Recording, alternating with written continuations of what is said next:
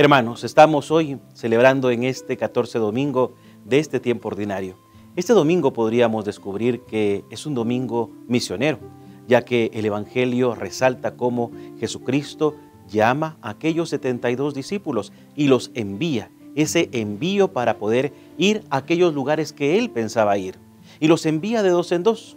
En algún momento, algunos biblistas mencionan que esos 72 es la universalidad, no específicamente el número 72, sino es, de alguna manera, nuestra Iglesia Católica, ir por el mundo y anunciar el Evangelio, ir a proclamar esa buena noticia y, en algún momento, hacer presente la obra de la gracia de Dios, de la caridad, de la misericordia de Cristo. Y los envía de dos en dos, nos envía en comunidad. Recordemos cuando Jesús dice, donde dos o más se reúnen en mi nombre, ahí estoy yo.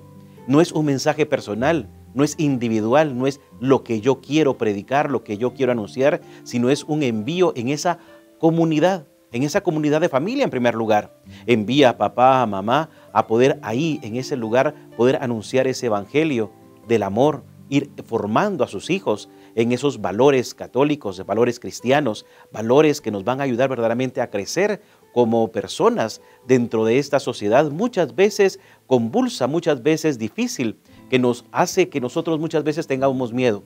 El Evangelio de hoy también nos muestra que Jesús envía a aquellos discípulos como corderos en medio de lobos. Nos damos cuenta cómo esas dificultades en la sociedad de Guatemala, esas dificultades que encontramos nosotros hoy, que nos da miedo anunciar el Evangelio.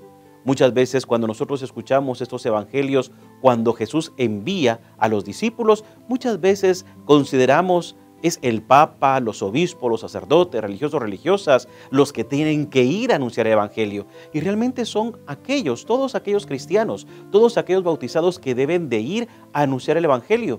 Porque el arzobispo, nuestros obispos, nuestro Papa, nuestros religiosos, nosotros como sacerdotes no podemos ir y entrar a esa familia muchas veces. No podemos llegar a ese lugar de trabajo para poder hacer presente a Cristo. Y es ahí donde el Señor a ti te envía para que ahí, a ese compañero, a ese que está a tu lado, en la oficina, a ese que está junto a ti en tu hogar, a esa persona tú le ayudes a encontrar esa gracia de Dios nuestro Señor. Envía a Jesús a aquellos discípulos sin ninguna cosa material. Vayan ahí, no lleven alforja, no lleven algo que ustedes se sientan seguros porque no es su evangelio, es el evangelio de Cristo. La providencia de Dios nunca abandona a aquel que verdaderamente se mantiene fiel.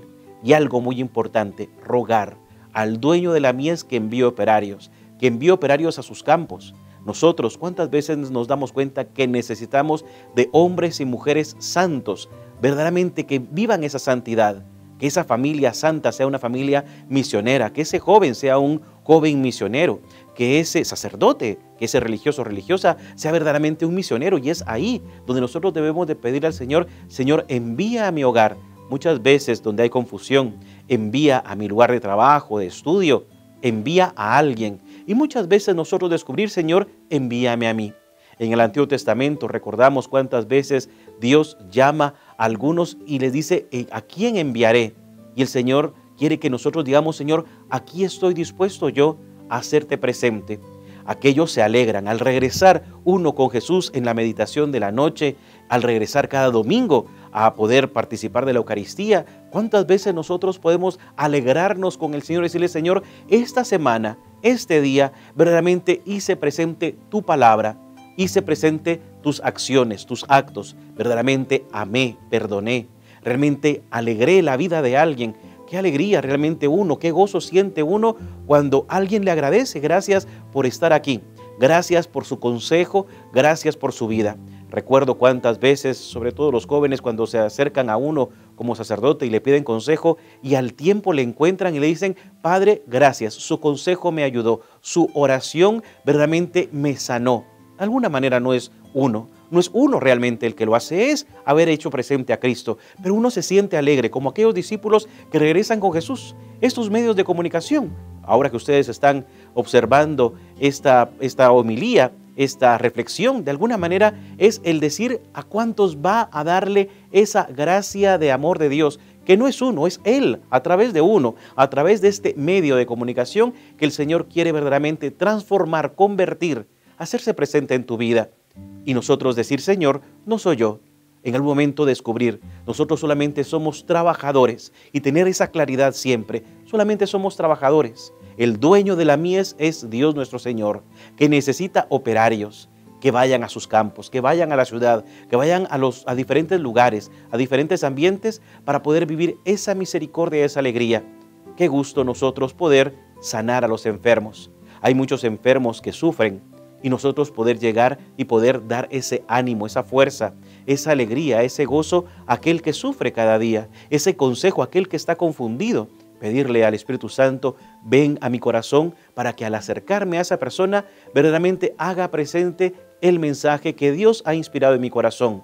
Él me ha llenado, lo he conocido, lo he seguido para hacerlo presente. Pidámosle al Señor que no tengamos miedo, que nosotros seamos valientes. Muchas veces en estas situaciones propias de Guatemala, muchas veces hemos escuchado, el mundo necesita cambios, necesitamos que otras personas cambien nuestra realidad social. El cambio empieza por nosotros. Ese cambio, esa valentía, esa convicción empieza por nosotros, que nos unamos a la comunidad, en familia, que vivamos ese cambio radical, que no tengamos miedo de ser cristianos. Y si en su momento hay que defender la vida, hay que defender la familia, hay que defender el mensaje de la gracia y la misericordia de Dios, no tener miedo. La iglesia cuántas veces ha querido ser atacada, destruida, pero no es nuestro mensaje, es el de Cristo. Cuando uno por soberbia empieza a predicarse a sí mismo y uno a vanagloriarse de que es su predicación, en un momento aquello se pierde, se destruye.